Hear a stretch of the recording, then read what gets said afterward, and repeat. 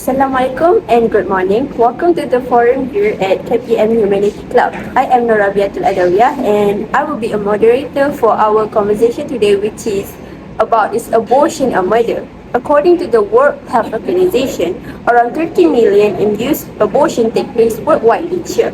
6 out of 10, which is 61% of all unintended pregnancies, and 3 out of 10, which is 25% of all pregnancies end in induced abortion. So I'm delighted to be here with our panels today. First, I would like to introduce each of our panelists. To my left, Professor Nurul Aisyah. She is one of the professors of gynecology from Taylor University. Next to Professor Aisyah, we have Dr. Nurin Syafirah. Dr. Nurin Syafirah is a family motivational expert who is also a mother with a PhD from University Malaya. So Dr. Nurin Syafirah, National Academy of Sciences mentioned that fetuses do not feel any pain until the third trimester of pregnancy. They mentioned that women who seek abortion during that period of time would avoid the fetus from feeling pain. So Dr. Nurin Syafirah, did you agree with the statement from SES, and did you agree with the statement, is abortion a murder? First of all, for a variety of reasons, I wholeheartedly concur that abortion is murder. First and foremost, I absolutely disagree with what NCS said because abortion still results in the death of an innocent person. Whether the fetuses feel pain or not, fetus is still considered as a human being. This is why I truly want to make this point. Some believe that since the fetus is not viable antibirth, it is acceptable. Nonetheless, the fetus has been shown by medical researchers to be a living organism.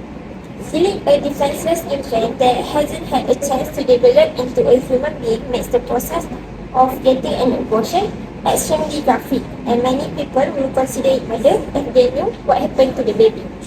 Oh, I see. So abortion is indeed resulting in the death of living organism, which is fetus. So Professor Aisyah, what is your opinion about our topic today, which is abortion a murder? There's been an ongoing debate whether abortion is murder or not, and based on my opinion, abortion is not a murder. Before considering abortion is a murder, as a human, we need to know how to differentiate the distinction between the human's life and conception. So, human life refers to an individual who is biologically alive and functioning with unique characteristics like us.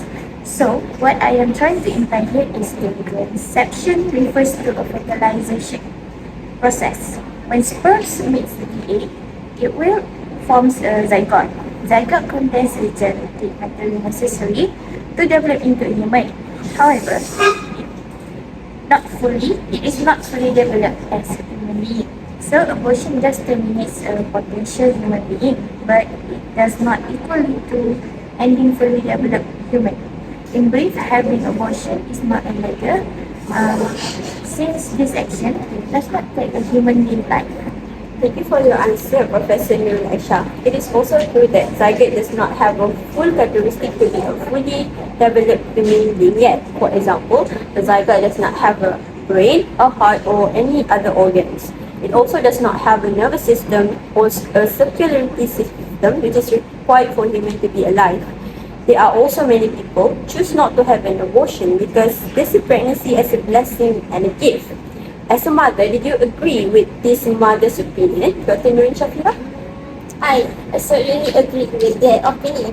I will say that as a mother myself, it was a lovely experience for me. I had many challenges while I was pregnant with my first child, including anxiety and depression, elevated blood pressure, and a host of other issues that made things difficult for me back then. I waited for some years and put in a great deal of work to become pregnant. And I think that those who become pregnant should be grateful that they will have a child. Choosing not to abort a baby can be associated with a sense of gratitude for the potential for new life and the opportunity to nurture and support a developing human being. Other than that, the decision not to abort may be driven by the desire to embrace the challenges and joys of parenthood. All in all, it's a deeply personal decision influenced by individual values, beliefs, and circumstances. That is a really good point, Dr. Nurin. I really understand your point of view as a mother. I absolutely adore with the point that Dr. Nurin stated because getting pregnant can be a challenging and time-consuming process. For some people, it can take months or even years to conceive. As a example, according to the Infertility Aid article, Kim Kardashian welcomed her second son, Zayn, in 2015 via IVF because she was struggling with a difficulty pregnancy during her second pregnancy and has said that IVF was the best decision she ever made. Moving on to Professor Nurul Aisyah, what is your opinion about what Dr. Nurin just said? Okay, I understand what Dr. Nurin trying to state that having a baby is a gift because of some married couple nowadays facing a difficulty to have a baby. But I think it is important to note that everyone's circumstances are different. Just because some women wishing to have a baby, it doesn't mean that all women do. So we cannot force this ideology and involve in someone's life decision. Moreover, abortion is a procedure that is safe for women who don't want a baby. Thus, it is important for us to respect their right to make their own life decision. We have heard from Professor Nurul Aisyah, and this shows that we should respect everyone's right to make their own life decision. We could not expect everyone's situation is the same, and asking women who want to have an abortion to be grateful just because some people struggling to have a baby. A 2018 study by WHO found that 55% of all unintended pregnancies in the United States were caused by a lack of contraception. Dr. Nurin Syafirah, is it true that the reason of abortion is unintended pregnancies that was caused by unmarried couple who failed to wear protection? Yes, that is true. Most abortions are performed to end unintended pregnancies. And how did unintended pregnancies happen? Unmarried couples who engage in sexual activity without using protection are subject to this problem. In this case of organizations, every store offers a wide variety of different forms of protection. Condoms and other forms of protection are sold in supermarket format as well as women. This does not imply, however, that I support having sex before marriage because it is forbidden and strongly disapproved of in Islam. Furthermore, they ought to have been aware of the consequences if they were bold enough to have sex before marriage. I see. Thank you for your answer, Dr. Nurin Syafirah. According to WHO, legal abortion is very safe overall. However, women who have an abortion carry some risk of complications such as bleeding, cramps, and complications. Professor Nurul Aisyah, what is your opinion about this? I actually agree that abortion do carry some risk of complications, just like Moderator just mentioned. Nonetheless, abortion procedures are considered safe by medical professionals. In fact, according to the Centers Disease Control and Prevention, the risk of serious complications is less than 1% for both medication and in clinic abortion procedures. In addition, if there are any complications happen, I believe that there is a cure because technology has developed it to aid human in health. There was so many methods or medicine invented by a professional to cure any disease. Abortion is also intended to be one of the lifesaver. Furthermore, according to the article on Crisis blog, in cases that involve rape, a victim or survivor can also get pregnant. In terms of emotion of the victim, they might feel trauma and disgusted with themselves because they were carrying the rapist baby or recognized as unwanted child. Therefore, they have right to choose abortion for the sake of their mental health, and they need to focus on taking care of themselves rather than caring about a baby that would remind them about the traumatic incidents they go through the past. Freedom of a body is the ability to make one's own decisions about one's body without interference from others. This includes the right to bodily integrity, the right to be free from violence and coercion, and the right to make productive choices. Freedom of a body is a term that women who want to have an abortion always use. Professor Aisyah, did you agree with this statement?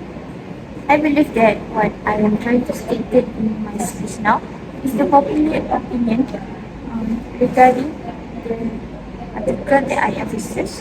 72% of women seek an abortion because they are financially unready to have a child. So I agree with the moderator you just said now.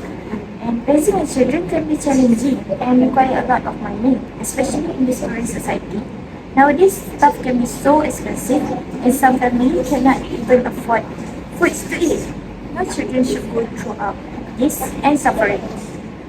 So, having abortion is an individual's decision, and it means that women have a right to choose what they want to do with their body.